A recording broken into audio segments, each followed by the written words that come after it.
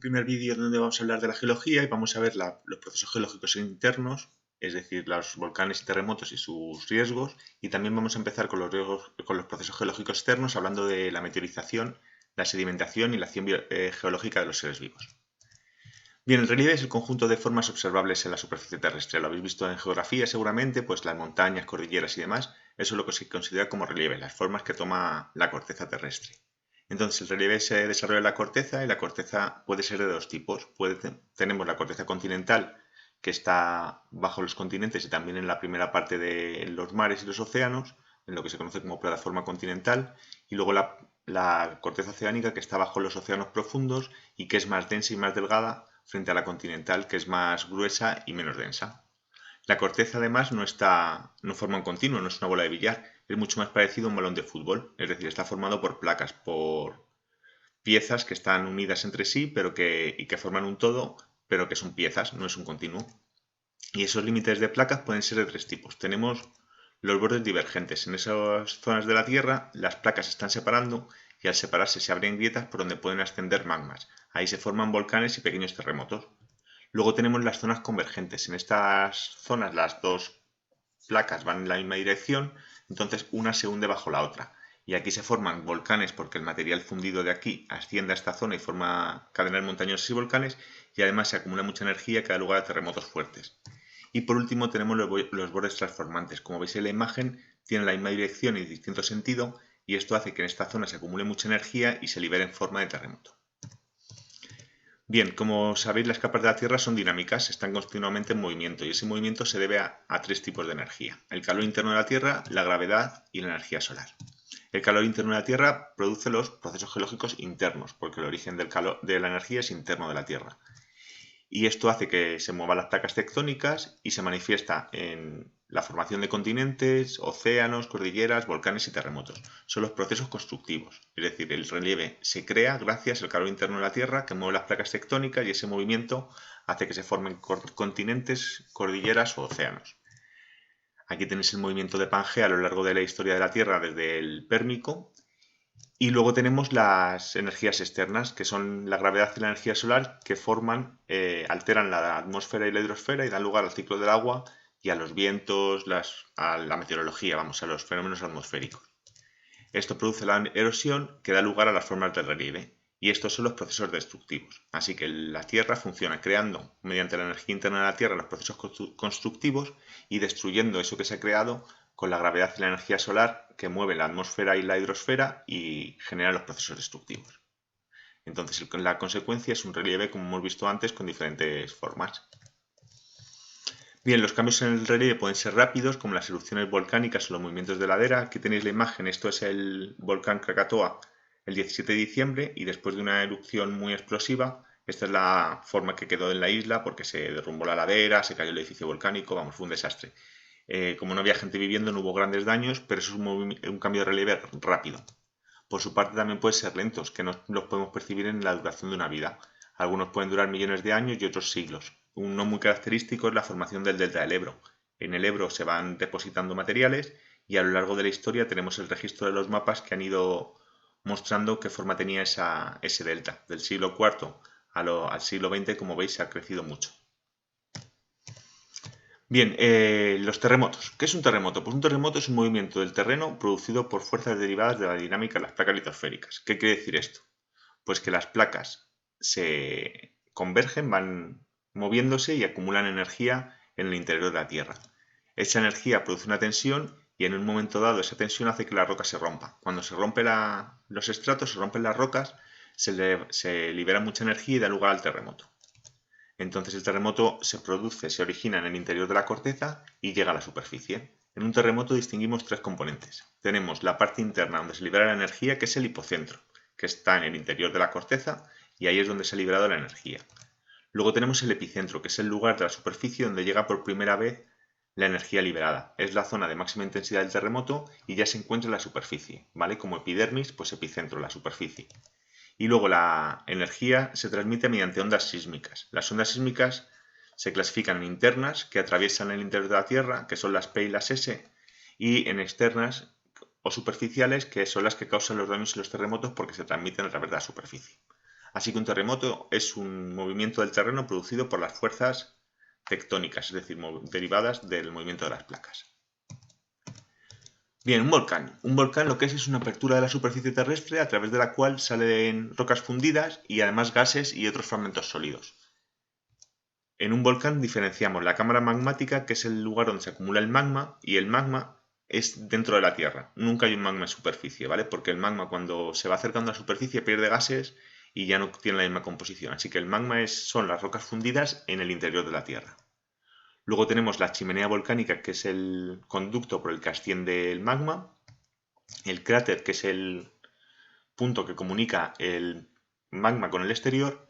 Y por último el edificio volcánico, que es lo que se forma durante varias erupciones. Como veis aquí está bandeado, ¿vale? Y cada banda se supone que es una erupción volcánica en la que se formó el edificio volcánico o volcán a través de los materiales expulsados. ¿Y qué materiales expulsa un volcán? Tenemos que diferenciar, por un lado, los gases. Los más abundantes suelen ser el dióxido de carbono o agua, pero en algunos casos también hay óxido de azufre, que puede dar lugar a ácido sulfúrico, o sea que los gases pueden ser peligrosos. Luego tenemos la lava. Acordaros, el magma es siempre en el interior de la Tierra. La lava es lo que sale en superficie, que es líquido, su fluidez depende de la temperatura, lo vamos a ver luego, y forma lo que se conocen como coladas de lava. Al enfriarse da lugar a las rocas volcánicas como el basalto. Y luego tenemos los sólidos. A los sólidos que puso un volcán se les llama piroclastos. Y por su tamaño los diferenciamos en tres grupos. Las bombas volcánicas, que pueden ser bastante grandes, hasta 1 metro.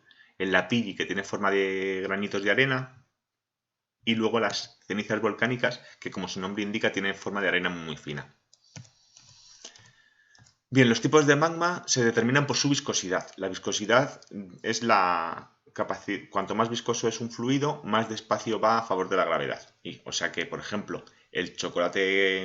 un chocolate fundido es mucho más viscoso que el agua. Si lo pusiéramos en una cuesta, el chocolate va más despacio que el agua. Entonces, en función de esa viscosidad, si la temperatura es alta del magma, está más fluido y da lugar a coladas más extensas, más rápidas, pero que tienen menos explosividad. Vamos a ver que no es tan importante que la lava vaya rápido como que el volcán explote a la hora de ver el riesgo que generan los volcanes. Sin embargo, si pusiéramos leche con maicena, por ejemplo, como veis en la imagen, aquí las burbujas producen explosiones y salpicaduras. ¿Por qué? Porque la temperatura es menor y el magma es más viscoso. Así que por debajo de los 700 grados centígrados la lava va muy despacio, pero como veis en la imagen se generan grandes nubes de gases tóxicos y de piroclastos, de los que es mucho más difícil huir que de la lava. Entonces, cuando la viscosidad es alta, la erupción es más explosiva.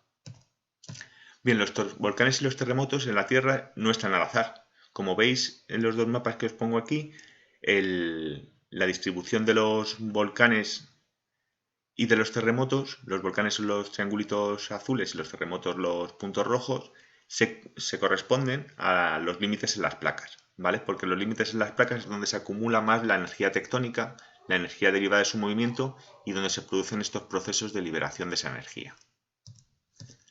Bien, el vulcanismo en España tenemos varias zonas, el campo de Olot en Cataluña, el campo de Calatrava en Ciudad Real, luego el cabo de Gata y una parte de Murcia que tienen también materiales volcánicas, las islas Columbretes que están en Castellón y la isla de Alborán de Málaga, además de, por supuesto, las Canarias. Entonces, la única zona activa donde ha habido erupciones en los últimos 100 años es en Canarias, la última fue en 2011 al lado del Hierro. Aquí se está generando una nueva isla y hubo unas erupciones bastante intensas en el verano de 2011. Y la última grande en una isla de las actuales fue en La Palma en 1971, que parece que hace mucho, pero no es tanto. Algunas imágenes, esta es en la zona del Cabo de Gata, en las playas aparecen estas columnas de basalto, que son la forma que genera la erosión en el basalto, que es muy característica y bastante chula. Y luego el Teide, que es el tercer volcán, la tercera montaña más alta del mundo, si consideramos que surge en la corteza oceánica y que es muy característico también de la geología española. Bien, el riesgo geológico. Cuando hablamos de riesgo es el daño que puede causar un evento y cuando es geológico son las amenazas derivadas de los procesos geológicos que causan daño al ser humano o a sus construcciones. El riesgo depende de dos factores. Tenemos que considerar la peligrosidad, que es la frecuencia del evento y el daño que causa. Si el evento es menos peligroso, causa menos daño, tiene menos peligrosidad. Si es un evento, una erupción explosiva, que tiene más peligro, por tanto, generará más daño y tiene mayor peligrosidad. Y tenemos que considerar la vulnerabilidad, es decir, el valor de lo que se puede ver afectado por el evento. Porque no es, aquí tenemos un volcán, dos volcanes, pero no es lo mismo el efecto que puede generar este es el Fujimori, el monte Fuji. El monte Fuji en Japón tiene ciudades cerca y si erupcionara, esas ciudades se verán afectadas. Y el Krakatoa, como veíamos, es una isla desierta, entonces si por muy explosiva que sea la erupción, el daño va a ser menor. ¿Por qué? Porque la vulnerabilidad es menor, es decir, no hay personas ni construcciones expuestas. Bien, el riesgo sísmico es el riesgo producido por un terremoto y la capacidad de destrucción de un terremoto se mide por dos factores. Una cosa es la magnitud, que es la energía liberada. Es algo objetivo que se expresa mediante la escala de Richter. Entonces, oís siempre cuando un terremoto de magnitud 8, de magnitud 9, pues son grandes terremotos. Un terremoto de magnitud 3 o 4 apenas se percibe. Y luego tenemos la intensidad, que mide la vulnerabilidad y en este caso se usa la escala MS98 en la Unión Europea, que es subjetiva. Depende de los daños que genere el terremoto, así que un terremoto de la misma intensidad en dos zonas distintas, por ejemplo en Japón y en un área pobre de Chile, va a ser mucho más dañino en Chile que en Japón. ¿Por qué? Porque la prevención es mayor en Japón que en Chile. Bien, y seguimos con el riesgo sísmico. Como sabéis, España está entre la placa eurasiática y la placa africana, así que tenemos una zona de riesgo sísmico alto y medio en el sur y en el sureste. Aquí tenéis el mapa de riesgo y veis que la zona sureste del país, Málaga, Almería, Murcia, son las zonas de mayor riesgo, mientras que lo que es Madrid y las dos Castillas tienen un riesgo bajo, muy bajo. El último terremoto importante en España fue el de Lorca en 2011, supongo que os acordaréis que causó varias muertes y destruyó muchas construcciones porque, aunque tuvo una intensidad media, la cercanía del hipocentro y el epicentro hizo que las ondas superficiales fueran bastante fuertes. Bien, el riesgo volcánico, pues eso, el riesgo que produce una erupción volcánica y tenemos varios factores. Por un lado, como las coladas de lava y el flujo piroclástico, ¿vale? La lava que va descendiendo desde el cráter y los materiales sólidos que han salido también y que van al ras del edificio volcánico, estos tienen una muy alta temperatura y destruyen todo lo que pasa. Así que el peligro de la lava lo entendéis fácilmente. Luego los gases expulsados a veces llevan, como he dicho, óxidos de azufre o óxidos de nitrógeno que al juntarse con agua pueden dar lugar a lluvia ácida. Quizá el más peligroso es las cenizas volcánicas. Supongo que conocéis Pompeya, que es una ciudad que quedó sepultada por la erupción del Vesubio. Entonces esas cenizas muy calientes llegaron muy rápido porque hubo mucho viento y estaban muy calientes y abrasaron la ciudad y la cubrieron. Cayeron, no sé si son 5 metros de cenizas volcánicas, se acumularon en esa zona, así que todo lo que había por debajo quedó enterrado. Cuando en la cima del volcán tenemos nieve, se producen lahares, que hace que el flujo de lava sea mucho más rápido y hace que sea más peligroso. Además, asociado a las erupciones volcánicas suele haber seísmos, y un terremoto, como hemos visto, tiene también sus propios riesgos, y además esos seísmos y la perturbación que genera la erupción volcánica hace que las laderas caigan y pueden destrozar las zonas donde pasan, con esos deslizamientos de ladera. Bien, la predicción. La predicción sísmica no es posible, ¿vale? A día de hoy no tenemos la tecnología suficiente para saber cuándo va a tener lugar un terremoto, pero sí que avisa a los volcanes. Los volcanes tenemos, por un lado, antes de una erupción hay pequeños terremotos, por eso alrededor de los volcanes se instalan sismógrafos, que son los aparatos que miden los terremotos o seísmos. Luego tenemos también modificaciones en la inclinación del terreno, así que se usan inclinómetros para ver si está variando la ladera de un volcán. Antes de una erupción, normalmente el volcán avisa emitiendo gases, porque el ascenso del magma hace que se desgasifique y el gas escapa por el cráter. Y además se produce un aumento de la temperatura en la zona. El ascenso del magma hace que se caliente el agua de los pozos o incluso instalan termómetros alrededor de los volcanes para conocer la temperatura de la roca por si podemos detectar que asciende el magma. ¿Cómo se puede prevenir? Pues para prevenir volcanes y terremotos tenemos varias medidas. Antes hemos visto el mapa de riesgo de terremotos en España y una cosa importante es conocer los riesgos de las diferentes zonas. Por ejemplo, en Tenerife, que es el TEID está en activo, aunque parezca que no, es importante tener un mapa de riesgos para saber en qué zonas pueden verse más afectadas por una erupción del TEID. La construcción de edificios sismoresistentes, en esto Japón es una potencia mundial. Luego la ordenación del territorio, decidir dónde se instalan diferentes ciudades, industrias o plantaciones dependiendo de los riesgos, es lo más interesante, porque si no instalamos en la zona 1, que es roja, que es de alto riesgo, pues no nos interesa instalar una urbanización, porque si hay una erupción nos tendríamos que ir al 5, que es tiene mucho menos riesgo.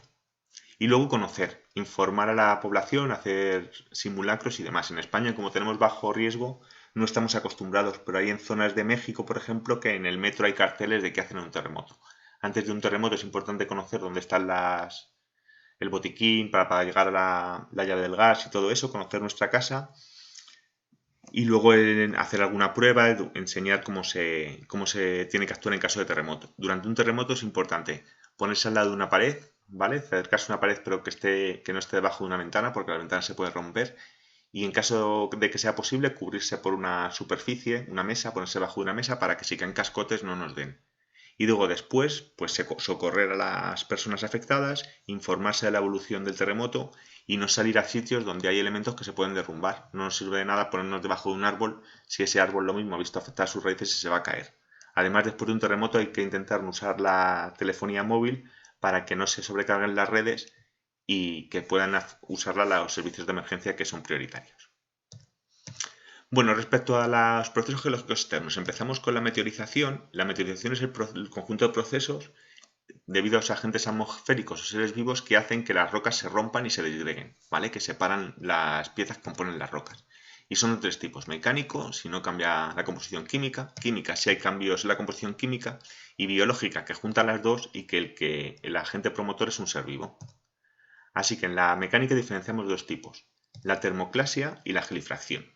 La gelifracción se ve muy bien con esta imagen. Vemos que en la roca, sobre todo en los granitos, se da mucho. Hay grietas, en esa grieta entra el agua. ¿Qué pasa? Que el agua, cuando bajan las temperaturas, se congela y aumenta su volumen. Y al aumentar su volumen rompe la roca. Y esa ruptura deja que se formen estos clastos tan grandes. Luego tenemos la termoclasia. La termoclasia sucede sobre todo en países como España, que tenemos mucha amplitud térmica. Por el día hace mucho calor y por la noche hace mucho frío. Durante el día la roca se dilata por la presencia del sol y del calor, y por la noche bajan rápido la temperatura y al comprimirse se rompe y se disgrega. La acción química se debe a reacciones químicas que afectan a los minerales de las rocas. Y por último, la biológica, los seres vivos. Tenemos algunos ejemplos claros, como las raíces, que hacen disgregación mecánica, o los mantos de alteración que forman los suelos, que es efecto de los líquenes y de los musgos, como veremos más adelante. Bien, los procesos geológicos externos se denominan en general erosión, pero la erosión tiene tres fases: la erosión en sí, el transporte y la sedimentación.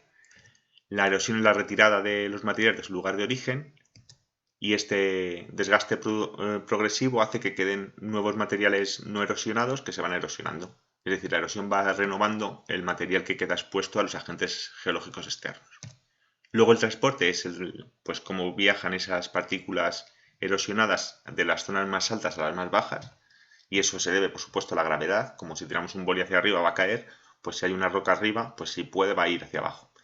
Y luego la sedimentación es la acumulación de esas partículas en zonas muy bajas, por ejemplo en los lechos marinos, en márgenes de río, en lagos. Y estas acumulaciones forman unas estructuras que se pueden ver muy fácil en la carretera, que son como bandas, que se llaman estratos.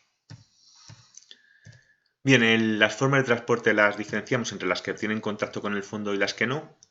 En el contacto con el fondo tenemos tres: rodadura, porque va rodando; saltación, porque va dando saltos; y arrastre, porque va arrastrada, no tiene pérdida. Y las que no tocan el fondo tenemos la suspensión, la disolución y la flotación. La flotación es la más clara, como un barco, va en contacto con la superficie de la lámina de agua. Suspensión es que mantiene sus propiedades químicas, pero va flotando como un pez, digamos, va medio nadando porque tiene un tamaño intermedio. Entonces, entre la gravedad y el empuje se queda en medio. Eso no sé si os sonará lo del empuje, pero bueno, no voy a entrar ahí. Y luego la disolución es cuando ha reaccionado con el agua y forma un nuevo compuesto químico que viaja en el agua. Bien, y en cuanto a los seres vivos, ¿cómo afectamos los seres vivos a la geología? Pues tenemos acciones destructoras. Por ejemplo, acciones mecánicas como la de las raíces, que hemos visto antes, que al agrandarse hacen grietas en las rocas, o el movimiento que generan los animales subterráneos que airean el terreno y remueven las rocas. Y también tenemos la acción química, como os decía antes, que los hongos, los líquenes y los musgos alteran químicamente las rocas y consiguen crear ese manto de alteración para que luego puedan crecer sobre esas rocas hierbas o arbustos. Y además de forma química también actúan los desechos de los seres vivos como los excrementos, el dióxido de carbono o los restos de las plantas que al degenerarse alteran también las rocas donde se depositan. Y también tenemos acciones constructoras, ¿vale? Por ejemplo, la acumulación de restos de plantas en lagos, embalses y demás puede formar turberas o incluso dar lugar a petróleo. Luego tenemos que los caparazones y esqueletos de ciertos seres vivos forman rocas calíceas o silíceas. Y los corales pueden formar grandes acumulaciones dando lugar a arrecifes. Y por último el ser humano. El ser humano, como sabéis, es el gran modificador del entorno por la tecnología que tenemos. Entonces se habla de humanización cuando un entorno tanto geológico como biológico natural es aprovechado por el ser humano y se cambia totalmente para extraer recursos o para ocupar ese espacio por la urbanización. Pues hasta aquí este primer vídeo, lo trabajaremos en clase como siempre. Un saludo.